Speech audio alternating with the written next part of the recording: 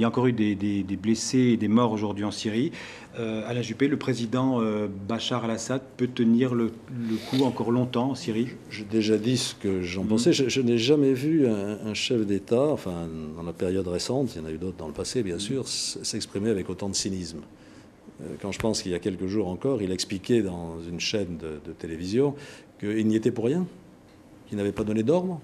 Enfin, c'est absolument invraisemblable. Et dans la minute même où il disait ça, on continue à tirer sur des populations. Des excès, c'était des excès individuels. Enfin, c'était de la provocation, de la provocation.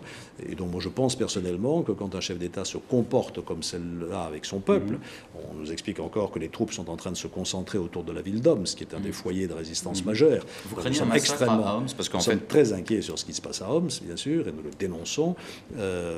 Donc quand un chef d'État se comporte ainsi, il n'a plus de légitimité et de perspective à long terme. Il s'est passé quand même quelque chose de fondamental dans cette crise syrienne, où la France parle haut et fort là, depuis longtemps, c'est que la Ligue arabe a pris une position très claire et très ferme, c'est que la Turquie s'est engagée aussi fortement, c'est que l'ensemble de l'Union européenne est absolument sur la même ligne, donc les pressions internationales sont extrêmement fortes. Seule la Russie a encore une attitude différente, ce que je regrette profondément.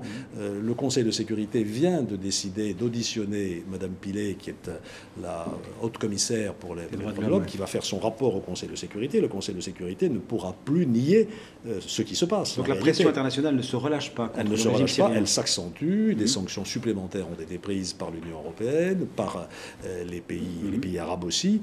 Et on ne pourra plus continuer à dire que les responsabilités sont partagées. Mais pour autant, la Russie et la Chine, mais surtout la Russie, ne vont pas jusqu'au point où ils sont allés concernant la Libye. Peut-être parce que la résolution 1973 leur a laissé un mauvais souvenir. Monsieur Sergueï Lavrov nous a dit ça à Bruxelles la semaine dernière. C'est la résolution qui a permis l'intervention en Libye. Oui, absolument. Et je lui ai répondu que de notre point de vue, les Britanniques partagent le même point de vue, tous les pays de l'OTAN aussi. Nous sommes conformés strictement à la résolution 1973. Bref, la Russie n'a pas ce point de vue. Nous essayons aujourd'hui de la convaincre de sortir de l'isolement où elle s'est mise, parce qu'aujourd'hui, il n'y a guère plus que la Russie et un peu la Chine qui continuent à soutenir que d'un côté, il y a un régime qui fait ce qu'il peut pour rétablir l'ordre, et d'autre part, des terroristes qui attaquent le régime. Ce n'est pas la vérité. La vérité, c'est qu'il y a un régime qui réprime des mouvements populaires d'aspiration à la liberté, à la démocratie.